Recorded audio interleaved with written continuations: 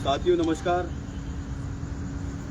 जैसा कि आपकी जानकारी के अंदर है, डिंपल मीणा दुष्कर्म हत्याकांड प्रकरण आज धरने को 70 दिन से ऊपर हो गए।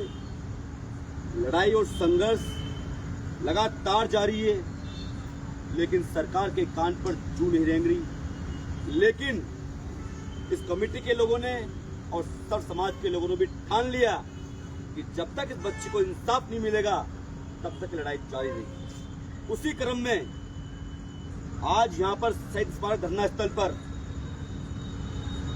हमारे समाज के पंच पटेल, इस कमेटी के संयोजक डॉक्टर पुष्पम जी, नौजवान साथी, सरपंचगण, पूर्व सरपंचगण यहां पर वर्तमान में अभी धरने पर मौजूद है। 2 घंटे से मीटिंग चल रही थी। मीटिंग चलने के बाद निष्कर्ष ये निकला कि जब तक इस परिवार को न्याय नहीं मिल जाएगा, हम इस लड़ाई को लड़ते रहेंगे और इस परिवार का तन मन धन से साथ देंगे। कल तक ये परिवार, डिंपल की बुजुर्ग दादी, डिंपल के 3 छोटे भाई बहन यहां बैठे हुए थे धरने पर।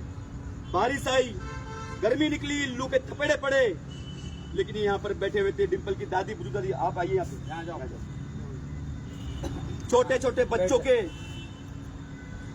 फुंसियां हो गई, फपोले हो गए। कई बार कहा कि आप उठ जाओ यहां से, दर्द देखा नहीं गया, लेकिन ये परिवार था, इनके बच्चे, माँ, बेटा, बहू जेल में बंद है, कैसे उठता। आज अपनी हाथ पर पत्थर रख करके यहां बैठा हुआ है। लेकिन मैं इस लाइव के माध्यम से सब समाज के लोगों से कहना चाहता हूं कि आदिवासी दिवस निकल गया, 15 अगस्त निकल गई, लेकिन ये बच्ची की लड़ाई अभी तक इसको जनता ने अपना आंदोलन नहीं बनाया। ये बड़े दुख की बात है। आज आपने देखा दिल्ली की, तब में वहां पे कोलकाता के अंदर एक बच्ची को कैसे रेप करके, सामूहिक बलात्कार करके मार के फेंक दिया। वही ये केस है। फर्क इतना सा है कि उसकी वो बालिग थी और ये बच्ची 12 साल की एक नाबालिग और मूक बधिर बच्ची थी। फर्क इतना है कि उसकी लड़ाई पूरा देश लड़ रहा है, लेकिन इस बच्ची की लड़ाई अभी देश लड़ने नहीं जा रहा। इसलिए इस लाइव के माध्यम से कहना चाहता हूं और प्रशासन के नुमाइंदों से भी कहना चाहता हूं, सरकार से भी कहना चाहता हूं कि हमने लड़ना सीखा है न्याय के लिए।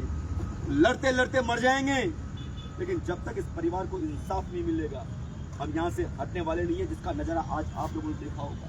ये एक ही व्यक्ति यहाँ पर जितने लोग हैं 1000 के बराबर है, क्योंकि यहाँ जितने लोग हैं वो प्रतिष्ठित लोग हैं।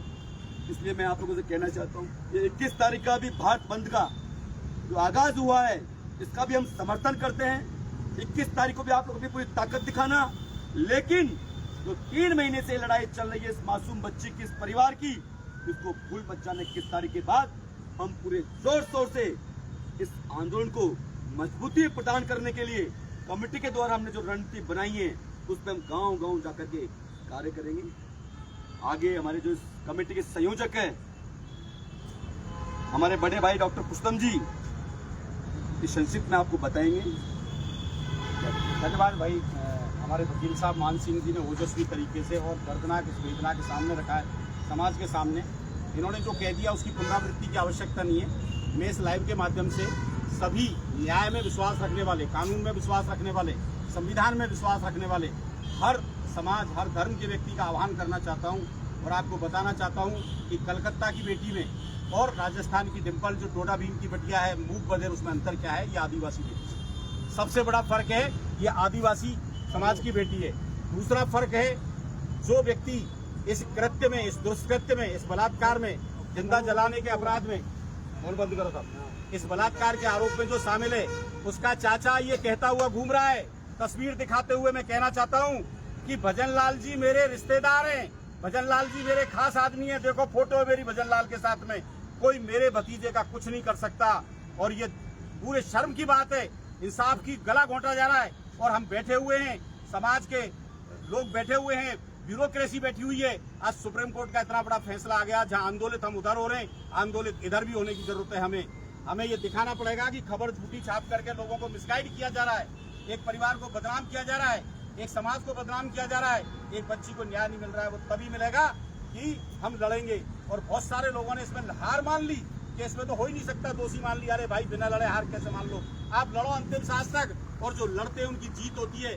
मैं आह्वान करना चाहूंगा, पहली बात तो ये है कि हमारा मकसद साफ, सभी के साथ इंसाफ, और हमारा उद्देश्य है। आखिर मैं कहना चाहता हूँ, कब तक सिसकते रहोगे?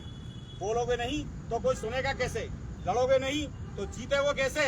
और लिखोगे नहीं तो कोई पढ़ेगा कैसे? जोहार, सभी से बोलूंगा मैं, जोहार जोहार।